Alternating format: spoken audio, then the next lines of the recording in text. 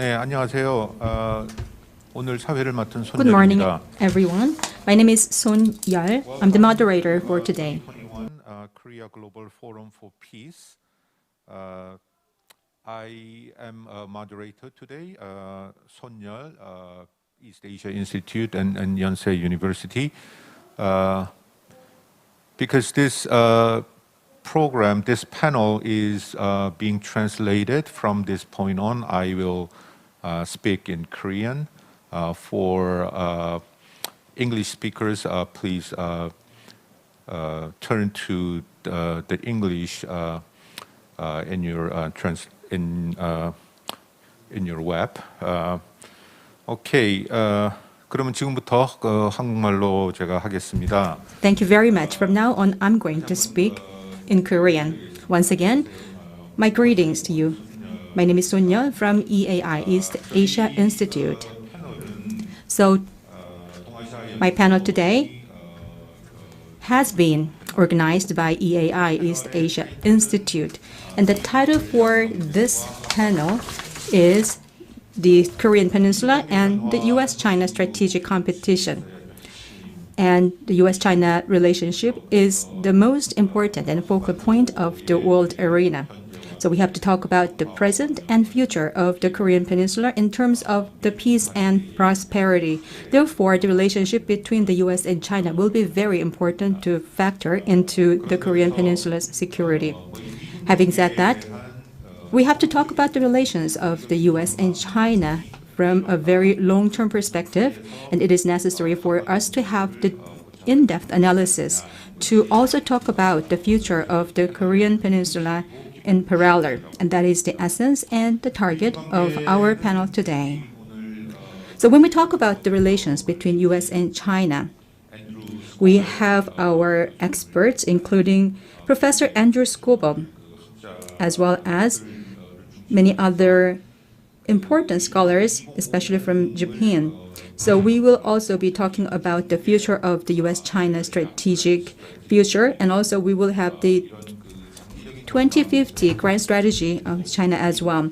So these kinds of very long-term perspective in terms of researches are on the horizon. Having said that, we have to talk about the future and evolution of the U.S.-China relations. In this regard, we also have to look into the possible future of the Korean Peninsula. So we have to ask ourselves these questions naturally. Therefore, the panel discussion for the session 1-3 is about the U.S.-China relationship. We will be talking into the short-term, medium-term, and long-term perspective. So in this regard, we'll be also talking about what would happen in the Korean Peninsula. We will be also talking about the future of the North Korea as well as that of South Korea. So we will be also talking about the relations of the North and South Korea in the future. So our goal today is to talk about these things, as I mentioned.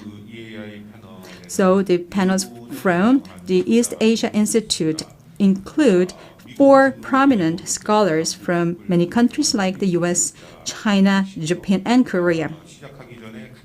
Before starting, I'd like to give you the introduction of these precious panelists. We will have Mr. Andrew Scoble. Professor Scoble is currently at the United States Institute of Peace as Distinguished Fellow for China. He is also not only an expert in the Korean Peninsula, but also in other Asian countries, and their relationship with the U.S., including the Taiwan and also Southeast Asia. He is also a prominent scholar on the security policies. He has made careers of these areas. From the Land Corporation last year, he was also the China Strategy 2050 reporting out for the future of the China and the U.S. relations. So he was involved in this very grand project. His list is actually endless, but I have to stop here.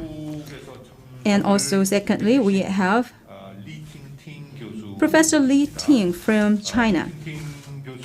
Professor Li is at Peking University at the moment as an associate professor on the Korean studies. And she's also was a researcher at ASEAN Institute, and also she was also visiting scholar for the Korea University and also North Korean studies at the Yonsei University as well. She's a really renowned to the Korean areas. So he with modern history and the pre-modern history of Korea has been her studies. MS was given to her in Peking University, and then she went to the US for achieving doctorate degree courses on the history and in Chicago University. Now, the third panelist today is Professor Kimiya Tadashi from the University of Tokyo. Is a professor at the Literary Arts. So he's professor of the relations of the Korea and Japan. At the University of Tokyo is a dean of the Korean studies, and also he is a professor of the information studies, and also he was a professor of visiting at Harvard University Yenching Institute, and also he was the member of the Asian Network and as a fellow researcher at Asahi Shimbun. So he's a really renowned scholar for the Korean studies.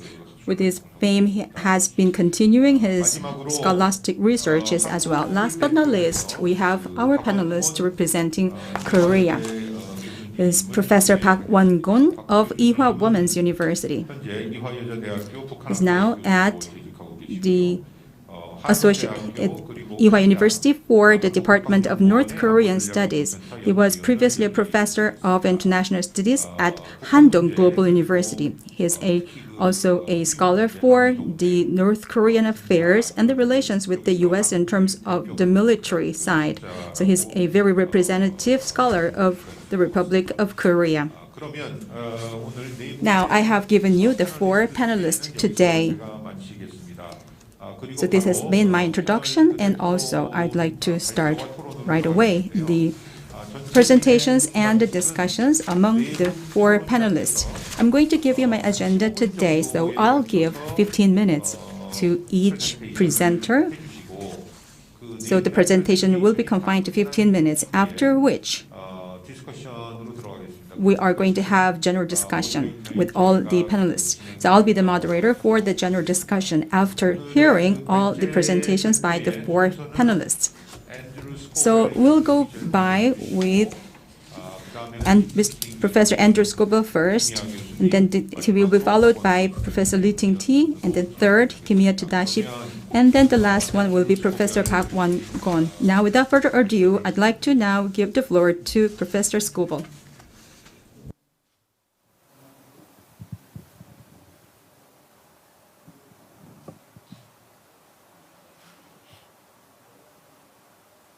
Scoble, can you please start your presentation or your comment?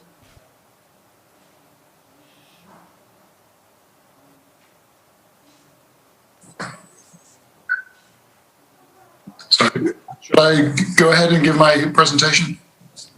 Yes, please do. Okay, sorry. I wasn't getting a translation. My Korean is very bad. Thank you. Thank you, Dr. Son, for the kind introduction. A great pleasure to participate in the forum. I wish I could be there in person, but under the circumstances, virtual participation will have to suffice. It's also a privilege to be part of such a distinguished panel of scholars. In the next few minutes, I want to address 4 points. First, the nature and trajectory of U.S.-China relations. Second, how U.S.-China relations dynamics are likely to manifest themselves in the international system. And third, how this U.S.-China relations are likely to play out regionally, and fourthly, what all this might mean for the Republic of Korea. By the way, I should add that what I'm about to say represents only my own views, not the views of the U.S. Institute of Peace or anyone else. So, to the first point, What is the most accurate way to describe the current relationship between the United States and China? And where is the relationship headed? I submit that in 2021, the relationship is best characterized as a full-blown great power rivalry. A rivalry is an antagonistic relationship of long-term hostility and competition manifest in multiple disputes, continuing disagreements, and the threat of the use of force. What great power rivalry or competition means in international relations beyond heightened tensions and increased potential for conflict is somewhat unclear. But what is clear is that the mantra of great power competition is foremost in the minds of elites, both in Washington and Beijing. Although I should add that Chinese leaders and analysts are much more reluctant to say so publicly than their US counterparts. While the future of US-China relations are shrouded in, with uncertainty, the possibility of near-term thaw seems most unlikely. Thus, the road ahead is likely to be bumpy and turbulent. Second, what will extended strategic competition between the US and China mean at the level of the international system? Persistent rivalry does not mean that the two states are destined for war, nor does it preclude the possibility of cooperation between Washington and Beijing. But the absence of actual military conflict will not necessarily translate into a stable and peaceful global environment. Indeed, competition will be global, since both the United States and China are present and active around the world. Moreover, this competition will be conducted across multiple hard and soft power domains, not just in the military sphere, but also in economics, technology, as well as in the realms of diplomacy, information, and culture. Third point, how is US-China competition likely to play out in the Western Pacific and Northeast Asia? In recent years, Chinese interlocutors have periodically, half-jokingly told their US counterparts that the two countries should draw a north-south dividing line in the middle of the Pacific Ocean. Everything to the east of the line would be considered to be in a US sphere of influence, while everything to the west of that line should be considered to be part of a Chinese sphere of influence. Of course, this is not a serious proposal. Nevertheless, the jest does provide some insight into Chinese thinking. The tongue-in-cheek proposal, though, overlooks two important details. First, the real friction of US-China rivalry is not spread evenly across the entire Pacific Ocean. Rather, the confrontations overwhelmingly occur in the Western Pacific, with the greatest flashpoints concentrated within the so-called near seas, including what the Republic of Korea calls the East Sea and the West Sea.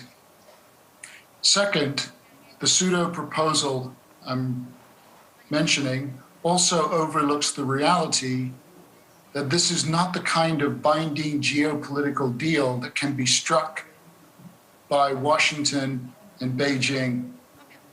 Other countries get a vote. Indeed, the United States would never presume to speak for the Republic of Korea or any other American ally or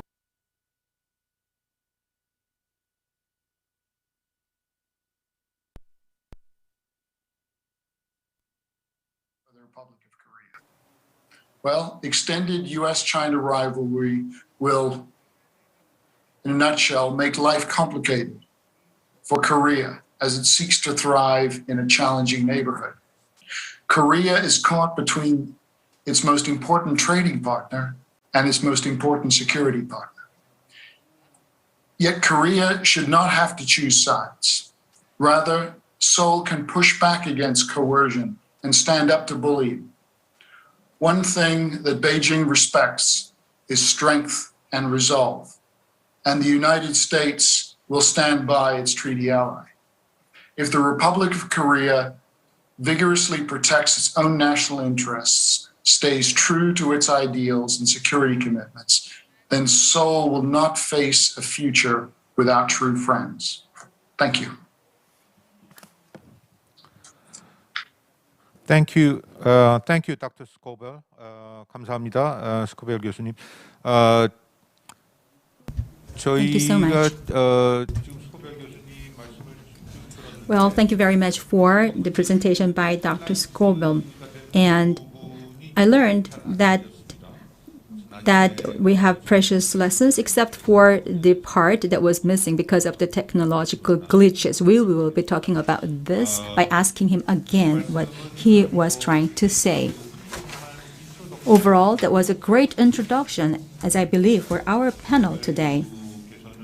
Dr. Scoble has been giving us the big overview on the relations between China and the U.S.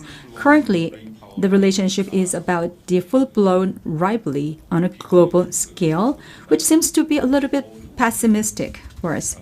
Secondly, what he emphasized is that the relationship between the U.S. and China is fundamentally based on the competition at the global level, not just at the regional level. Also, it has very multifaceted phases, including the military and economy. So the multifaceted rivalry is on the rise between the two countries. Thirdly, what he was trying to say is that the rivalry between the two superpowers is, from the perspective of the U.S., the West Pacific area has been showing some perspectives, and he has given us the image of that. And also, last but not least, what stance should be taken by the Korean Peninsula and the Republic of Korea? Thank you very much for that. Now, moving on, we'd like to now ask Professor Lee Tingting from Peking University, 15 minutes, please. Professor Lee. 네, 감사합니다. 베이징다 리팅팅이라고 합니다. I am Lee Tingting from Beijing University. First and foremost, thank you very much for inviting me to this important forum, and I would like to thank the organizer as well as the moderator, Professor Sonyal. I am also very delighted to see your familiar faces as well as be part of this distinguished panels, including the Professor Andrew Scoble. Thank you very much.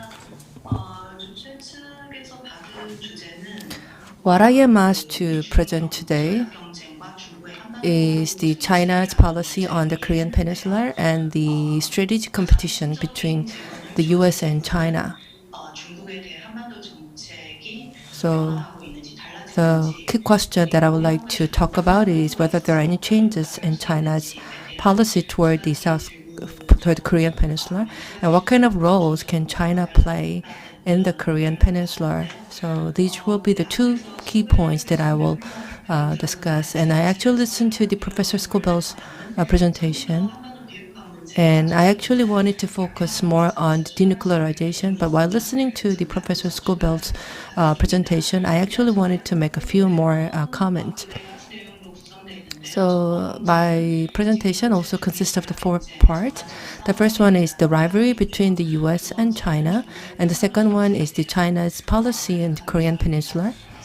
And then I'm going to talk about the stalemate of the China-U.S. negotiation. And then the fourth one is what kind of roles should China play? So as mentioned and highlighted by the Professor Scoble, I would like to mention that this is just my personal opinion, and this does not reflect the institute that I belong to. Compared with the other panelists, I think that I'm not really as experienced as them. I will just briefly go over the strategic competition between China and the U.S., and the Professor Scoble gave us a wonderful summary. And he mentioned that while the U.S. publicly talks about the relationship with China, but the China is reluctant to make any kind of public comment. And I agree with this.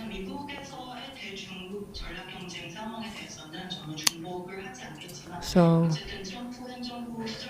from the Donald Trump administration to today's President Biden, you can see that the rivalry, that's the basic for the U.S. policy to China. And they actually define China as the greatest competitor.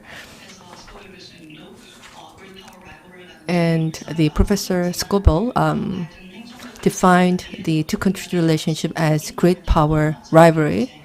And I believe that I agree with this. So not just the military sectors, but also in the soft powers, technologies, and also in other future areas, you can see that we will continue to see full-blown competition between China and the U.S. Whereas to China, it's somehow reluctant, and they were somehow forced to enter into this competition landscape. China, I don't think that it has any kind of intention or will to rage against the U.S. Rather, what they wanted was to have the peaceful prosperity with the Korean Peninsula and also other neighboring countries. And China also made efforts to manage the relationship with the U.S. So the Chinese foreign diplomatic minister came up with the 3 lists for the management of the relations with the U.S. And also in his press conference, he talked about the competition based on goodwill. In other words, fair and transparent competition. That was what China suggested to the U.S. Of course, this is just an official proposal, so this may not be directly translated into the actual reality, but a lot of Chinese scholars and Chinese politicians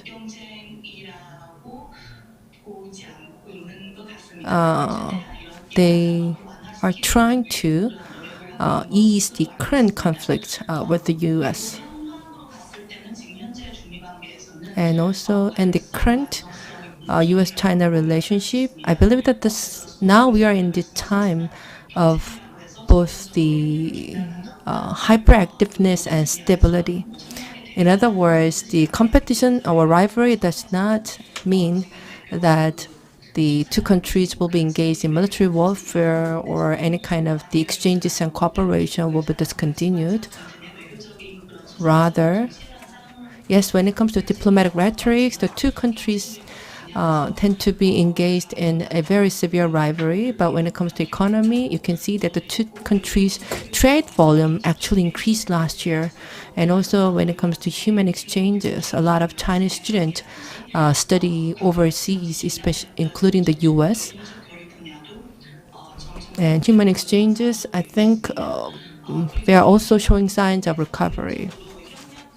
And also both China and the United States, they admit the need for cooperation, especially for various kind of cross-border issues such as climate change, COVID-19, and also denuclearization on the Korean Peninsula. Both countries multiple times emphasize the need for cooperation. And in that sense, China's policy toward the South Korea, basically, I think its position is to maintain the existing policy.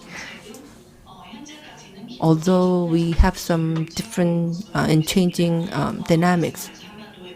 In other words, its goal is to achieve the denuclearization on the Korean Peninsula, as well as peace and stability in the region, and pursue joint development. That's the basic stance of China's policy.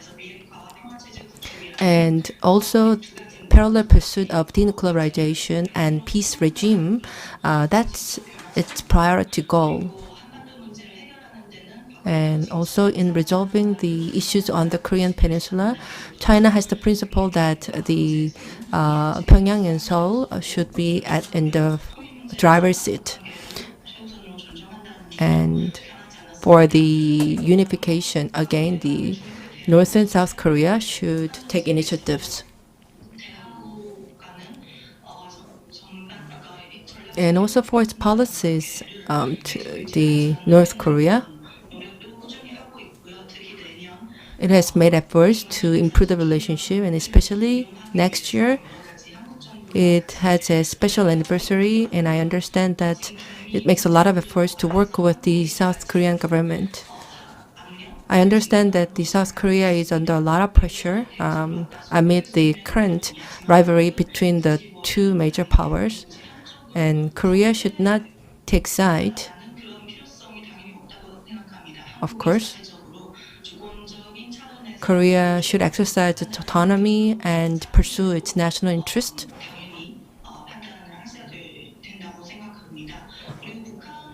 And as for the relation with North Korea, recently, especially,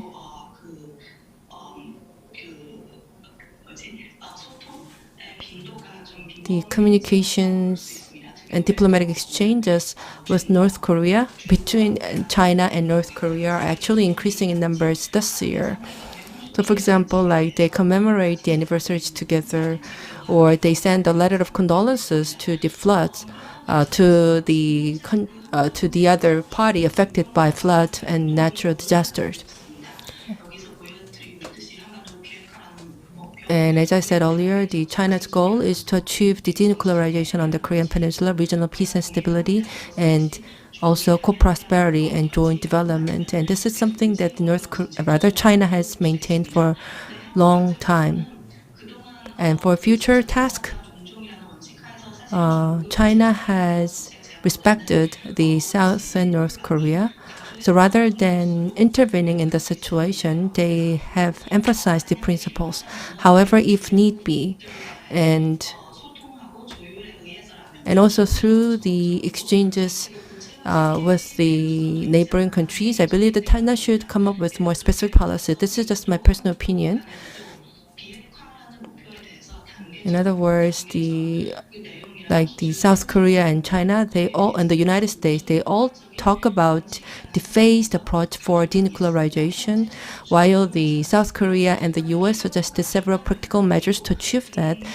China has only reiterated the importance of principle, but I believe that now is the time for China to come up with actual and more specific measures. And if there is a need for the multilateral talks, then I think China should also take more active leadership. Of course, everything should be coordinated and concerted with the neighboring countries. Currently, the China and the U.S., they are mired in the stalemate, and the negotiation has been protracted despite a lot of changes and the progress. The U.S. and North Korea, have failed to have resumed the negotiations. North Korea blamed the U.S. that they don't fulfill their promise, and also both countries complain about the opaqueness and also the denuclearization. The goal, it's stipulated differently with the score between the Korea-U.S. joint declaration and the G7 declaration, and also North Korea lash out at the joint military exercises between the U.S. and its allies. Of course, through the relationship between South and North Korea, they've made efforts to find some breakthrough. But as you are well aware, again, the South and North Korea, their relations also derailed recently.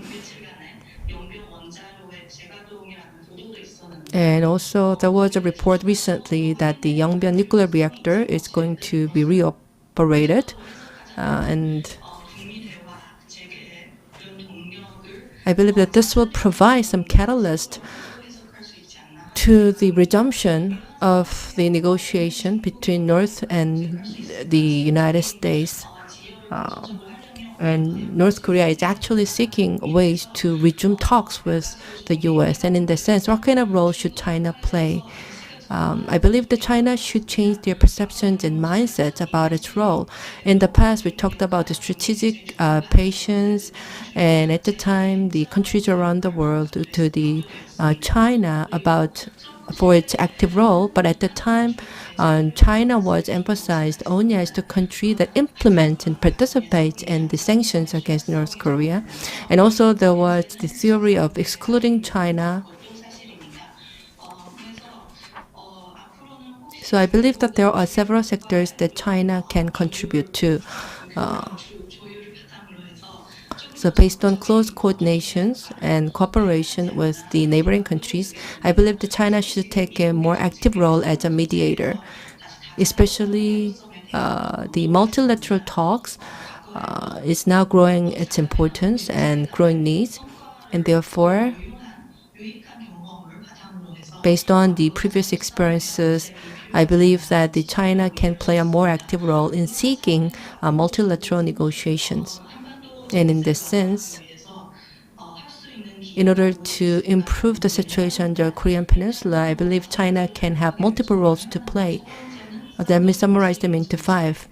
Number 1, in order to pursue the parallel development of denuclearization and peaceful regime, yes, the U.S.-North Korean negotiation should be resumed, and China should be involved in creating an environment for that. And also, as for the multilateral talks, yes, we can have 3-party, 4-party, or 6-party talks. And also next year, the Beijing is going to hold the Winter Olympic Games. Maybe they can offer some venue for the multilateral negotiations involving South and North Korea as well as the U.S. Of course, further details have to be discussed, but I believe the possibility is open for that. And also regarding the cooperation and biosecurity against the COVID-19, currently, the North Korea is not included in the support program through the COVAX. So in order to provide the vaccine support to North Korea, I believe that China and South Korea and other relevant countries can step up their efforts. And also the China agrees to the South Korean government's proposal for forming the East Asian Alliance. And also for the humanitarian support for North Korea. Again, I think that China can play a more active role. So if there is any need for humanitarian support, then China can establish infrastructures to prevent the spread of the COVID in the process of providing humanitarian support.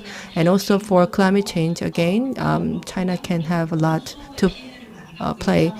Both China and North Korea, they're heavily affected by floods recently. And both countries, I think they can engage in cooperation to recover and prevent the flood. And also environment-friendly development. This is something that all the countries have to pursue together. And with that, I would like to conclude my presentation. Thank you very much. Thank you very much, Professor Lee Ting-ting, for your presentation. Well-structured and very concise presentation. Thank you very much. She's a scholar studying North and South Korea in China. So I believe that she has a deep understanding in our issues, and her presentation was really informative. As for the U.S.-China relationship,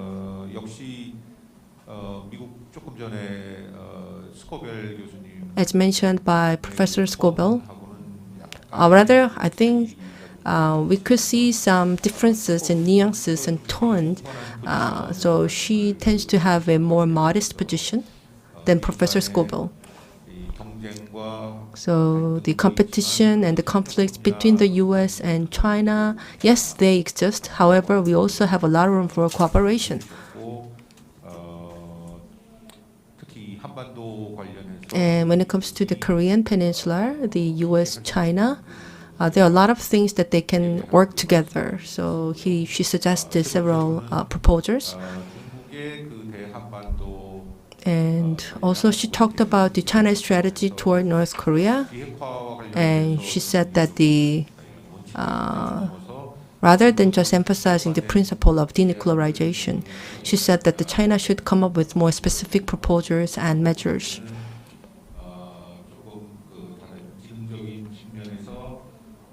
And Also, she said that China should play a more active mediator, especially in multilateral talks. And also, she talked about what China can contribute to North Korea in terms of cooperation. Now we will move on to the third presenter. We have invited Professor Kimiya Tadashi, professor at the Graduate School of Arts and Sciences of the University of Tokyo. Would you please start now?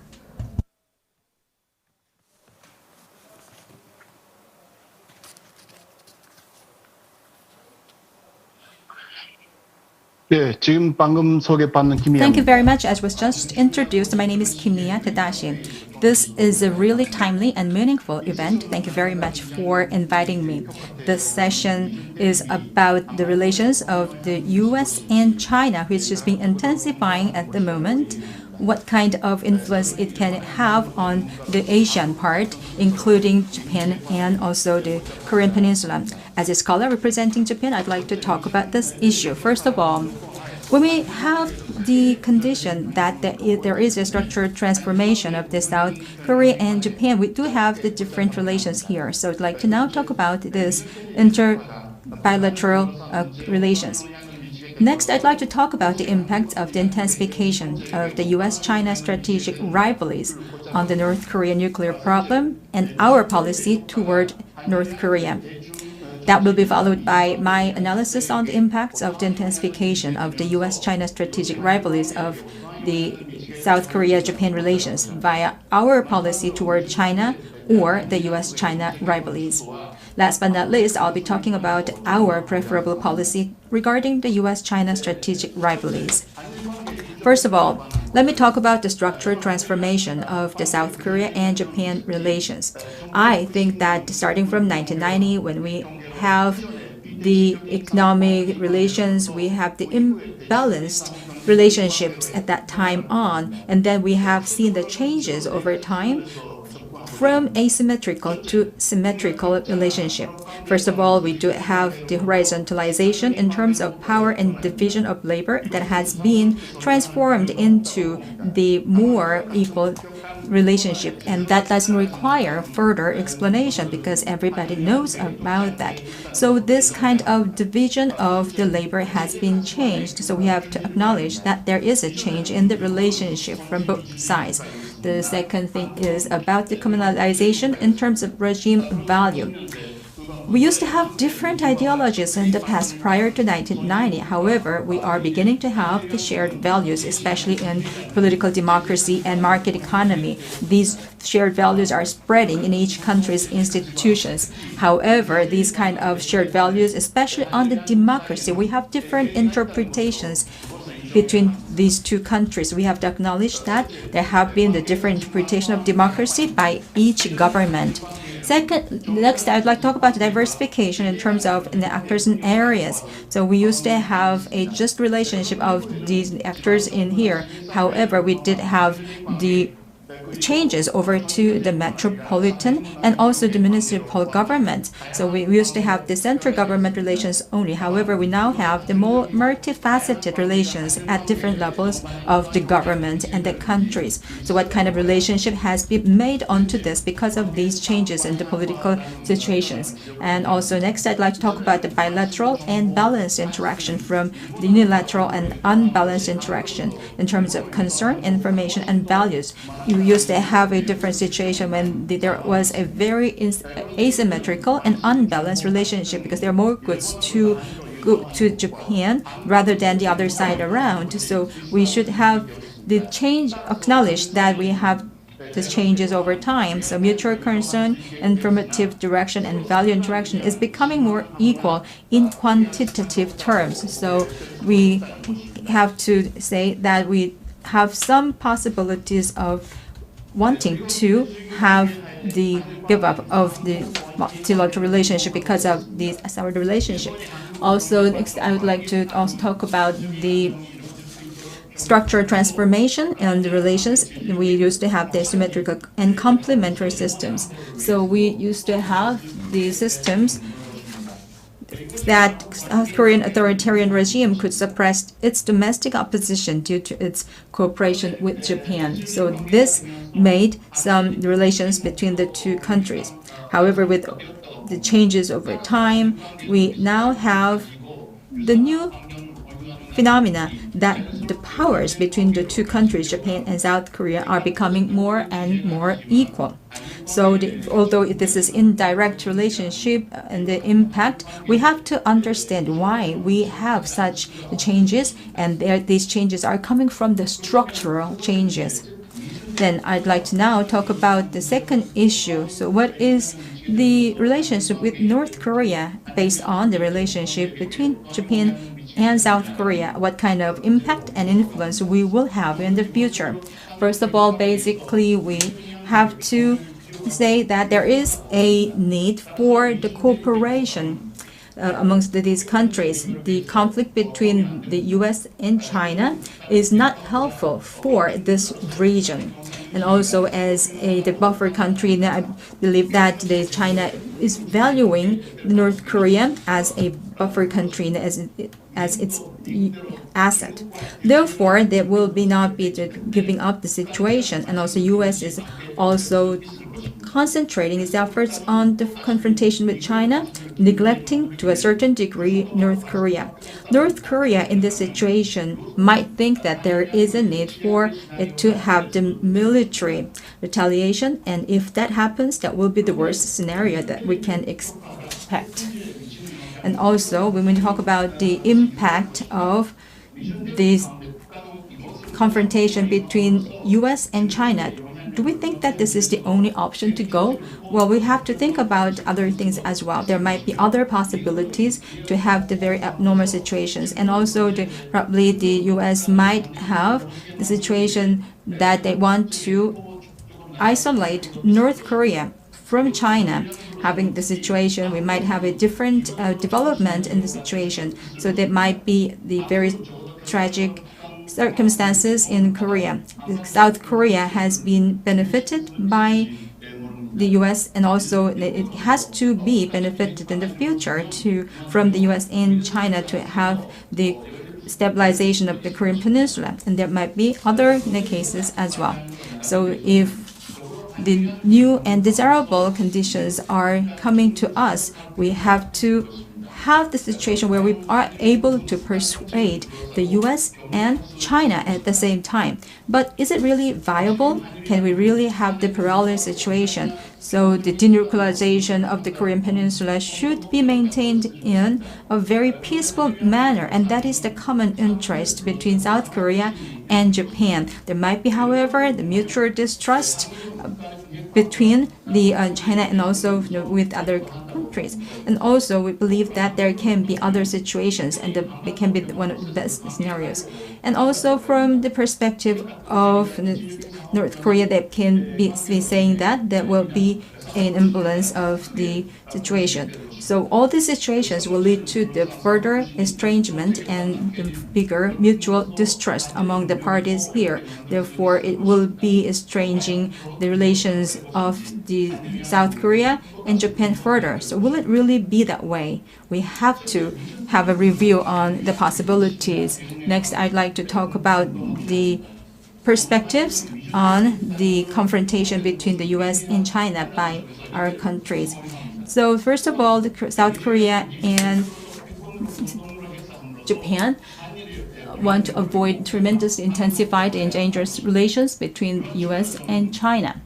And also both South Korea and Japan want to avoid the U.S.-China joint hegemony. In order to do that, we should have the very long-term perspective of promoting mutual interests between our two countries. Having said that, in detail, we also see the divergence that is the true reality at the moment between our two countries. South Korea prefers relatively good relations between U.S. and China because of its dependence on U.S. in terms of military alliance, its dependence on China in terms of economy, and its dependence on both U.S. and China in terms of North Korean policy.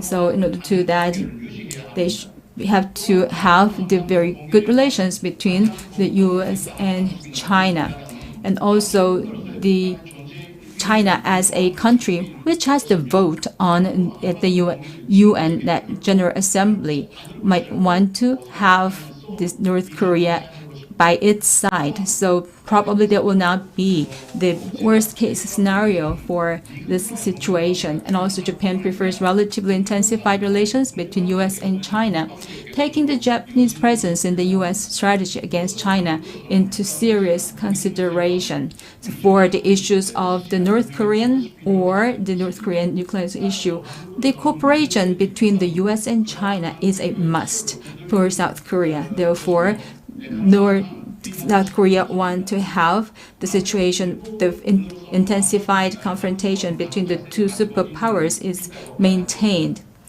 So we have to say that South Korea has this kind of position, and also that Japan has its own position differently, as I mentioned so far. So as I said, Japan prefers kind of intensified relations between the U.S. and China, as Obama, and the former president, emphasized the policy of the pivot to Asia.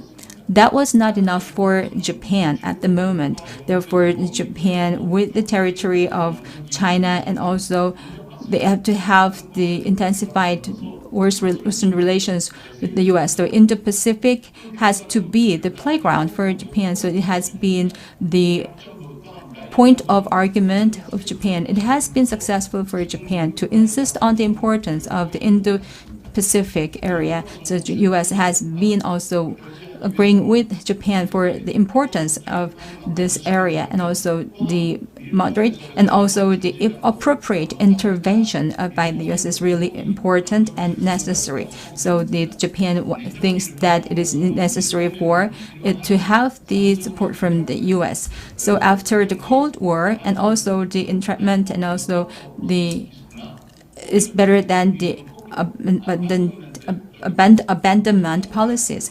However, after the Cold War, the abandonment policies have been the surging instead of the previous policies. So there is a divergence between these two countries, South Korea and Japan, in these terms. So probably even distrust can happen. That is the question. Japan might not be able to understand why South Korea is ambiguous regarding the U.S.-China strategic rivalries, despite the fact that South Korea shares not only democracy as regime value, but also military alliance with the U.S., completely not with China. From the perspective of Japan, so Japan is afraid that South Korea might be rather neutral or even pro-China. So that is the pessimism enjoyed by the Japanese. So this is also based on the historical issues, and that has been intensifying the distrust on South Korea. Now let's talk about the perspective of South Korea. South Korea might be suspicious of Japan because Japan might prefer the intensification of the U.S.-China strategic rivalries, which South Korea makes every effort to avoid. So South Korea is afraid that Japan might be detrimental for South Korean interests. So South Korea doesn't want to use the Indo-Pacific as much as possible. So regarding the issue of the confrontation of the U.S. and China, there is a different perspective and the viewpoint by South Korea and Japan respectively. They are based on not only the historical issues between the two countries, but also the understanding about the relationship with China. In other words, even though we had historical legacies, we have to be able to cooperate together for the future issues. Therefore, the governments of South Korea and Japan have been refraining themselves from surfacing the historical issues. However, now is a different time, so the South Korea wants to have the motivation to make it an emphasis and priority with the historical issues to deal with Japan. Last but not least, I'm going to talk about our preferred policy regarding the U.S.-China strategic rivalries. Is it really a unavoidable future that we have in the future? First of all, the condition that or premise that we have to have is that these kind of relations cannot be maintained permanently. So in order to have the engagement policies and diplomacies, the relationship between South Korea and Japan should be even as much as possible. But South Korea will not be able to prevent further developments in these areas. That is not sustainable. Therefore, Japan is the same. So the confrontation between U.S. and China might be beneficial to Japan to a certain degree. But what is important here is to a certain degree. So it will not be absolutely beneficial to Japan. So there might be some aftermath of that. So if the confrontation between the two superpowers is too much intensified, Japan will not be able to avoid or prevent the situation that will be aggravating the situations in Japan. So Japan cannot control the intensification of the U.S.-China rivalries within the range. So the Japan is not actually possible to avoid serious damage. Japan might be seriously damaged due to the uncontrollable intensification of the U.S.-China rivalries. So Japanese diplomacy based on such uncontrollable U.S.-China rivalries will also be unsustainable. Of course, with these conditions here, the promising future cannot be achieved alone by either South Korea or Japan. So what is important is to have the cooperation with middle power countries in these areas so that we can have the solidification of the situations and the future promises.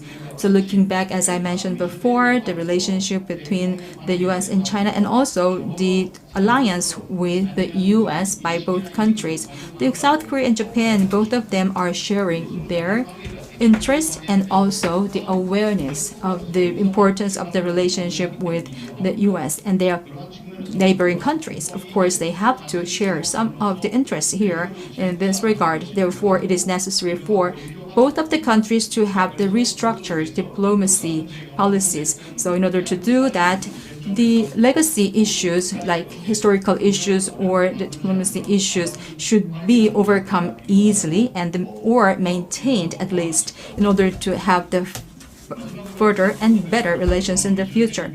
Having said that, currently the confrontation between the U.S. and China and also the confrontation on the North Korea, we have to acknowledge that there is also not enough conditions for us to achieve those goals. And also, it has been also appearing in many of the theses and papers regarding the relations and geopolitical relations among all these countries. So what is needed is to have the government leaders, both countries, to be able to confidently maintain and manage the situations and diplomacy amongst these countries, and especially between South Korea and Japan. This has been my presentation. Thank you very much. Thank you very much, Professor Kimiya. Within such a short time, I'm very much impressed to elaborate all these important issues. He has touched upon all these important ideas and the perceptions. First of all, the history has been changed between South Korea and Japan in terms of the relations from asymmetrical to symmetrical, less equal to more equal. And what is important here is that the relations between the U.S. and China, which is aggravating at the moment, we have to deal with the North Korean issues. So there is a need for the cooperation between our two countries, South Korea and Japan, to deal with the North Korean issues. Therefore, as a conclusion, he said that restructured diplomacy and relationship between South Korea and Japan would be very important for joint collaboration and also the countermeasures to North Korea and also the relationship with this U.S. and China. However, it has been a stumbling block for us to have the soured relationship between our two countries in dealing with North Korea. Also, last but not least, he mentioned that the diplomacy of South Korea, as well as that of Japan, cannot be maintained forever or permanently with the intensification of the confrontation between the U.S. and China. So both of the countries should be working together as middle power countries. And there have been a lot of methodologies that he suggested so far. Thank you very much. Time has elapsed. So we have about 30 minutes from now on to go further. And last but not least, I'm going to now give you Korean panelist, Professor Park Won-kwon, before having our general discussion. Professor Park, please. Thank you very much for giving me such an honorable opportunity to be here today. Amid the COVID-19 situation, I was wondering if we could achieve this kind of event here. But coming here, I found that the preparation has been thorough, and also the disease control has been really wonderful here. So thank you very much for giving me this opportunity, Professor Son, and also this EAI. And also, we have the honor of having all other professors here, Professor Kimiya, Professor Scoble, and Professor Lee. Thank you very much, and very nice to see you here, although it's from the other side of the screen. I'm going to talk about the understanding and prospect of the conflicts between the US and China and what Korea should do in terms of that. Actually, whenever we have this kind of conferences, it has been like happening since 2018. So it has been like 3 or 4 years, 3 years since 2018, since we've been talking about these issues at the government level and also at the 1.5 track with the US officials as well. Even today, this is really important issue for all of us. So I believe that as a just professor from a academician, I do not want to give my disclaimer, but I have to say in the introduction that there are very similar discussions and ideas in this regard in those countries. So my presentation today is based on my own personal opinion, not representing my university either. So let's talk about the understanding and prospect of the conflicts between the US and Japan. Many people are talking about these issues. Even today, we've been hearing all the professors talking about their own perspectives. They sound a little bit different in their tone of words, but anyway, I have to tell you that this is not about the new Cold War, as mentioned by some people. Probably strategic rivalry is a more opted word, but I do not think that we are entering the new Cold War yet. So we are not seeing the decoupling between the two countries yet, and maybe it's only the partial breakaway or just reconnection at the strategic level. They are the symptoms that I see now. Of course, when we see a lot of the relationship shapes between the two countries, there is a possibility for them to be diverged further. Especially when we talk about the ideological confrontation, there are worrying voices as well. Especially in Korea, we have a lot of the worrying voices. If we have this new Cold War, Korea might be restricted further in terms of our movement. That's what the people are worried about here. So we have to say this is a friend or foe, and we have to just think of the zero-sum game. So in that case, Korea might have to opt the very worst situation. So I am very relieved that we do not see any symptoms yet about the new Cold War. However, we cannot rule out any possibility either. As mentioned by the Biden administration regarding the ideological confrontation, there have been a lot of voices coming from the officials of the administration. Especially in the past when they had the Trump administration, they almost declared the ideological warfare. And also nowadays, even they've been talking about the relationship and the confrontation between democracy and the autocratic regime. And also when they talk about the technology, that's about also technological authoritarianism coming from China. So I cannot rule out the possibility of having the new Cold War in the future. Especially when I think and also see the inside of the U.S. politics. I believe that many of the American people at their civilian level are voicing against China, so that there is a prevalence of the idea against China. Therefore, the stance against China can be intensified in the future as well. The policies on China by Biden administration will be very important for Korea. Since we had the summit meeting in Hanoi, and we also had the joint statement, including myself, for the joint statement that was unexpected, and also unprecedented by the Korean administration. So ever since Moon Jae-in administration has been started, that was the noticeable thing that mentioned in the joint statement, that they are going to be against the proliferation of the China's power.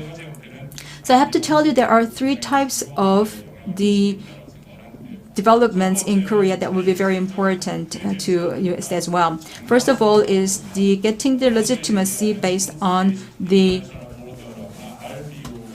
democratic system. So RBO, rules-based autonomous system, will be very important. So RBO will be very important. So as mentioned before, so based on the voluntary consent, they want to have the more securing of the allies and friends to have their consolidation. So that's what we see from the Biden administration. And that will be the focal point of dealing with the China and the countries. So by having the better position and bigger power, they want to just intensify their positions for the security that is coming on and on. And when they have the 2+2 meeting by the Secretary Austin and Secretary State Secretary, they have in Japan, they have the mention of the force multiplier, which is about the multiplication factor of the force. This is a military terminology. So that is, they're going to have the reconnection of the forces that can have the reinforcement of the systems, having the summation of the just total of all of these factors.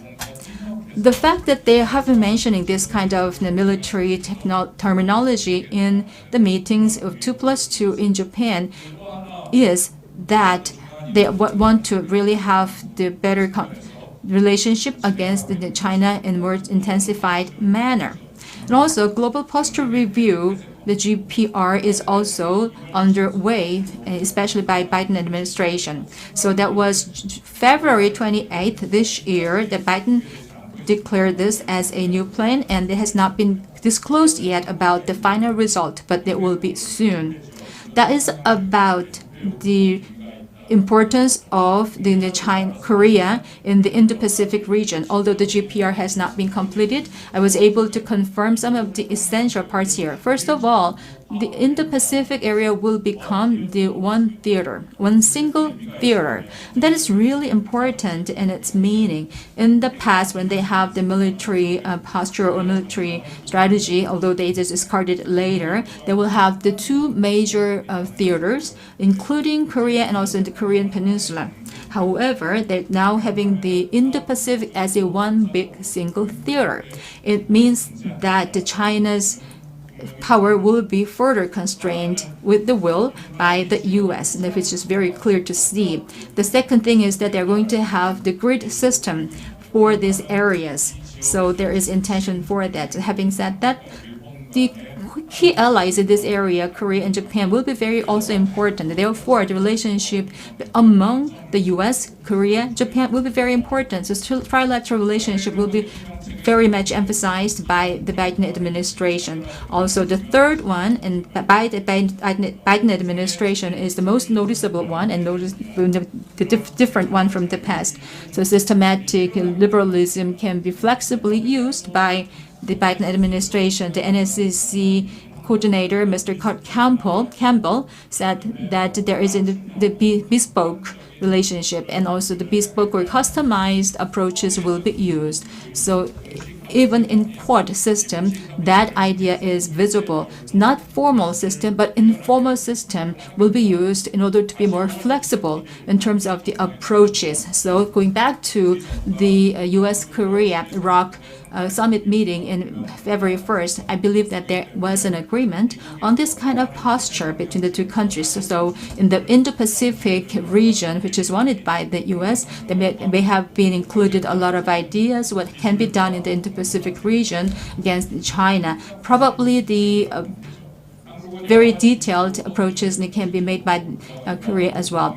Quote is not something that Korea can be freely joining. The U.S. knows about it very much. Therefore, the bespoke approaches can be used depending on the situations and circumstances of the countries like South Korea and Japan. So this is very effective because it both pursues the ideas and also the actual efficacies at the same time. So this means that everything will not be ended in a very short term. So this kind of situation will be dragging for a very long time.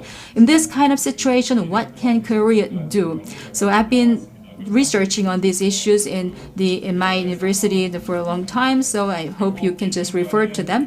I am in agreement with the result of these researches. So I believe that the result will be dependent on the relations of the U.S. and China, especially in the U.S. It was January 1st this year that was very surprising event in the U.S. There was a rampage by the protesters in the U.S. into the Capitol Hill by the citizens there. There was really a bad image for the democracy or the model of democracy of the U.S. So if they can go back to the situation before, then there's a likelihood or the possibility for the U.S. to restore the model of democracy.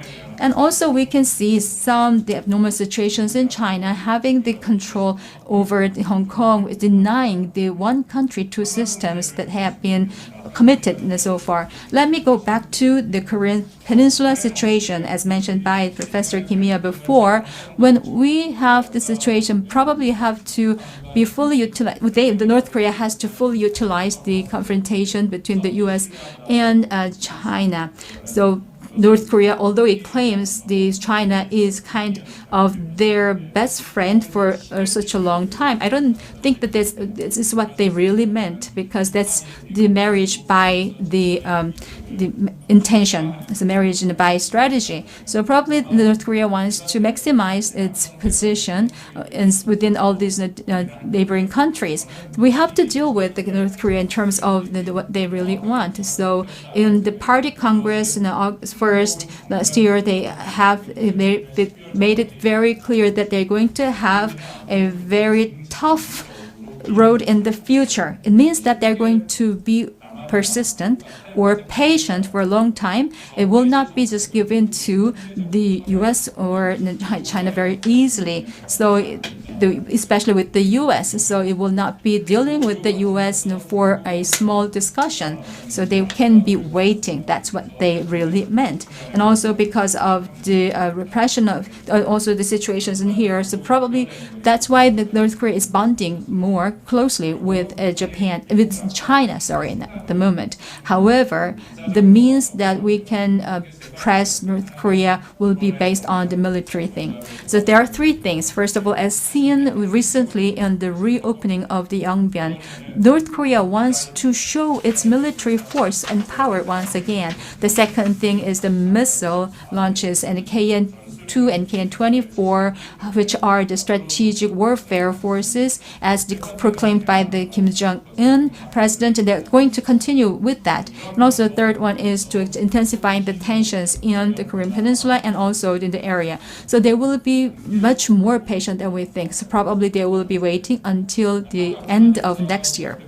So it is regrettable to say that the strategy and tactics by North Korea so far has been the brinkmanship before having a turnaround. So as we learned from these lessons of the past, we know that there can be a tension like that, and also we have to avoid it at the same time by asking them to come to the negotiation table. However, I don't see any practical ways of doing that, so it's really regrettable. Last but not least, I would like to talk about what can be done by South Korea. Professor Scoble said that South Korea should not have any option. I'm in agreement to a certain degree with that. However, we have the zero-sum game between the U.S. and China. We are forced to have an option. We are forced to take a side in an international arena. What we have to do at this moment of time is to have a principle. We have to be based on the principle. So regrettably, we do not see those kind of very clear-cut principle in the future and also in this area of the Indo-Pacific. However, the people, especially the young people, should be able to lead the situation. And also having said that, the relationship with Japan should be better. At the moment, I don't see any better future though, but there is a need for us to be more active in restoring the relationship with Japan as well. Thank you very much. Thank you so much, Professor Park. In such a short time, he has been able to give us all the important points as well. The confrontation between the U.S. and China, and also has been summarizing very well about the North Korean stances to the U.S. and the future of the U.S.-China relations, and how can we deal with the North Korean, what they are thinking. So Professor Park has been giving us his personal opinion so far. And lastly, he also has given us suggestion for what Korea can do. Probably it should be dealt with by the next administration, especially when we talk about the diplomacy with Japan. We have about 15 minutes for our general discussion, which is not a long time. It's a very short time, actually. Now, we have 4 panelists. So I'm going to ask some questions to all these panelists. First of all, Professor Scoble and Professor Lee. They can answer my first question together. So it goes to both of them. My second question will be going to Professor Kimiya and Professor Park. So my first question is that both China and the United States, we have representatives from China and the US in our forum. And as for the rivalry between the two countries, yes, there are aspects of the confrontation, conflict, but that will not be elevated to war, of course. Competition always go hand in hand with cooperation.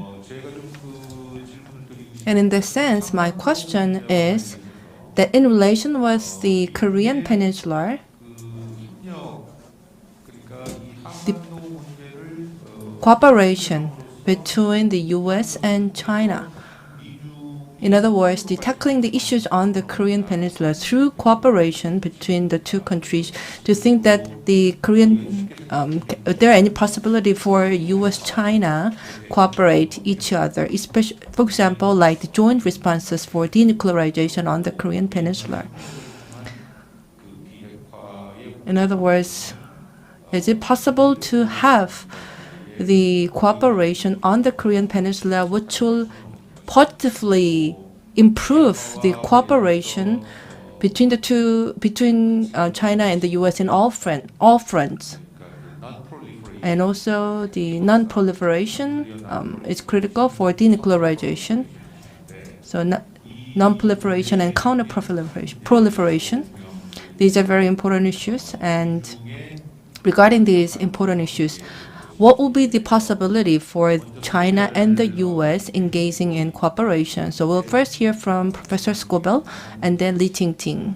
I cannot give you a long time, so maybe 4 to 5 minutes. Professor Scoble, can you please start? Sure. Thank you for the question. I think there's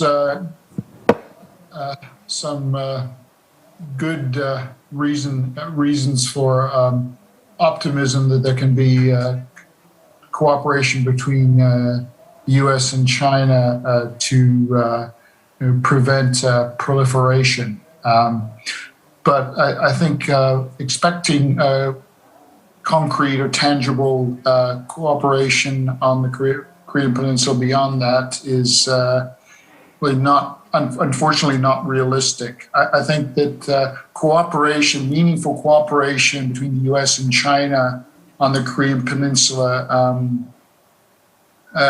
beyond what I just mentioned is dependent on the overall climate in U.S.-China relations. And sadly, as I've outlined, it's one of a great power competition.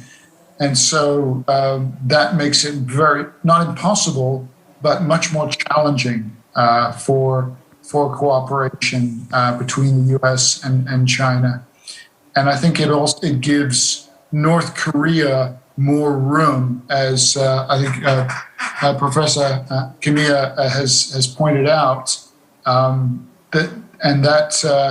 So all in all, the situation is not auspicious for developments, tangible progress in cooperation between Washington and Beijing, where the Korean Peninsula is concerned.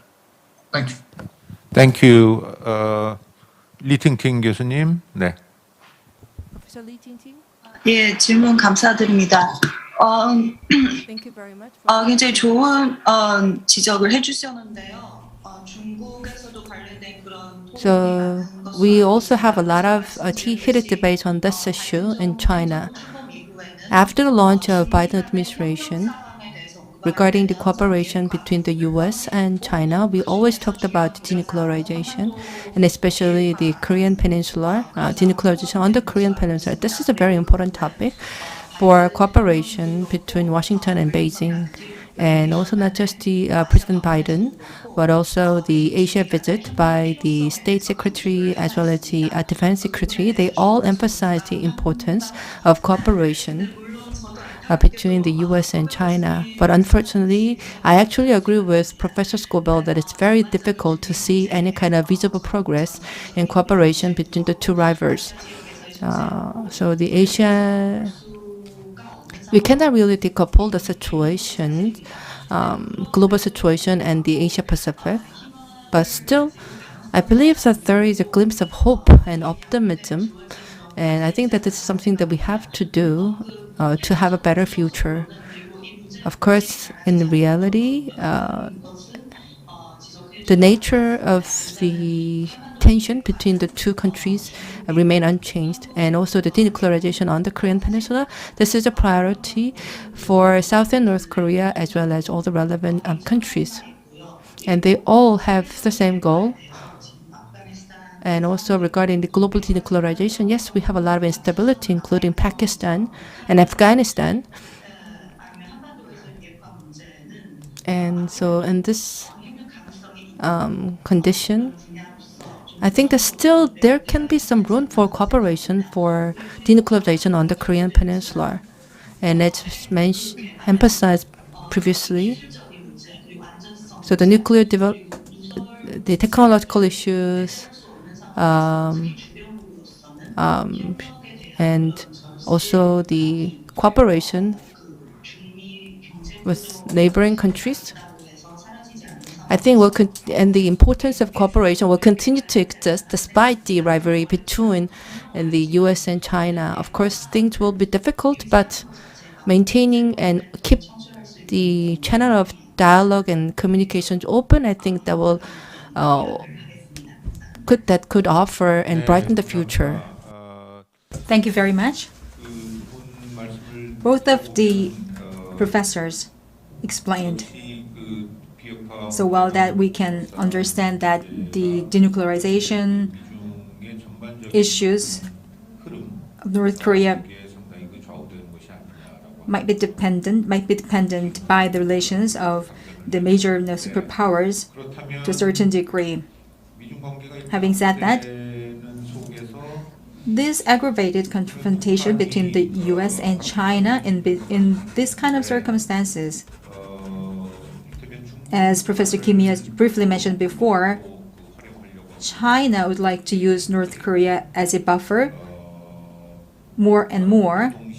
At the same time, North Korea, on the other hand, we want to go through China to give oppression to South Korea and the US.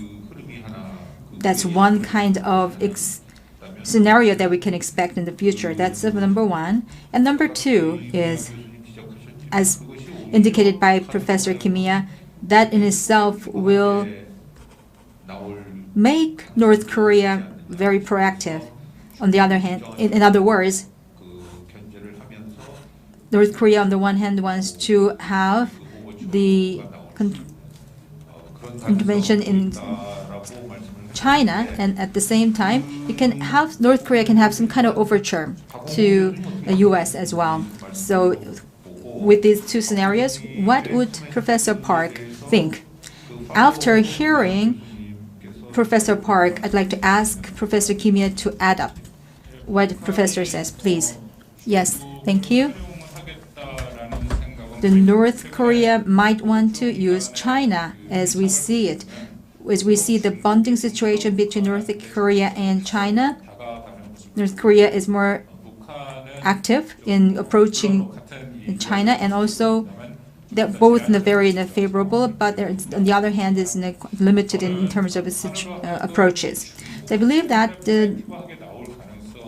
I do not think that North Korea will be proactive because of China, as I believe, and as I mentioned before, from the perspective of North Korea, they have to use the rivalry between China and the U.S. in order to maximize their interest.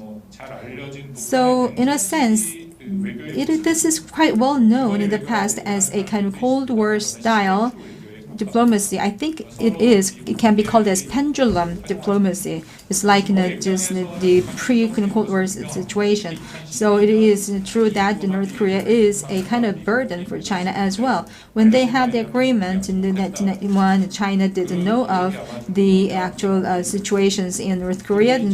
China will remember that kind of mistakes. And also after the Korean Peninsula Peace Process started, for the first time, the U.S. and North Korean summit meeting have been started after the inauguration of Kim Jong-un. For the first time, Kim Jong-un also had a summit with the Xi Jinping before meeting with the U.S. So the North Korea wants to use China to get something from the U.S.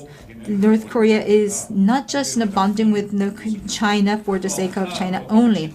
So I'd like to add one more thing. As Professor Lee mentioned, so the Chinese policy on North Korea has not been changed. However, for the last several months, this is kind of more visible in that China is advocating North Korea more visibly in the AIF meeting. Wang Yi, the Foreign Minister Wang Yi, also emphasized the importance of the situation, and also the lifting of the sanctions has been mentioned by China and the Chinese delegation. Even though North Korea doesn't say anything, so this dual track system and also parallel track approach has been very active in that regard. So they are just influencing the relationships in these areas. Thank you very much. However, I would like to now listen from Professor Kimiya. Thank you. As for me, as Professor Park mentioned, North Korea has been consistent in its approach from the Cold War era. I agree with him when he said that. North Korea has been always in the pendulum situation from the USSR and China. And North Korea might think that if they are just bonding with those China and superpowers, they will not have the future. They might think that. And also, North Korea has not been winning in the relationship with the U.S. yet, so they want to do something else in order to have a breakthrough. So I believe that North Korea has tried to have the negotiations and the talking with the U.S. and also after the Cold War, the nature of the Cold War in the North Korea is to have the negotiations with the U.S. so that they can have the guarantee of their own survival. Having said that, that kind of keynote has been maintained and remaining in North Korea, even though they had the keynote, that's only keynote, and also the U.S. will not respond to it. And also North Korea will want the support and help by China as well. So from the North Korean perspective, they cannot change abruptly, but although they cannot transform itself, there is a tendency for them to want to change. So what can we do, especially under the Moon Jae-in administration? So we have to have this momentum to change. So the biggest power should come from South Korea and South Korea only. because South Korea can persuade other neighboring countries like China and the US about why we have to utilize the keynote by the North Korea at the moment. How can we make it useful for the benefits of other neighboring countries? That is the only way to go. Thank you. Thank you very much. As I said, time is almost up. Do we have any audience to have a question? We could entertain maybe one question. If not, I don't see any hands, so that's it. Our session 1-3 was about the Korean Peninsula and the US-China strategic competition. We have dealt with what kind of perspective we can have on the Korean Peninsula from these geopolitical situations and relations. At this moment of time, we have other parallel sessions in 3 different tracks, and 2 tracks are quite similar to ours to deal with the Korean Peninsula's peace.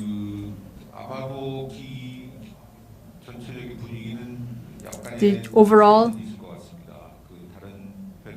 temperature will be a little bit nuanced because other panel will be talking about the Korean peace process to be reinitiated with the relations between the North and South Korea.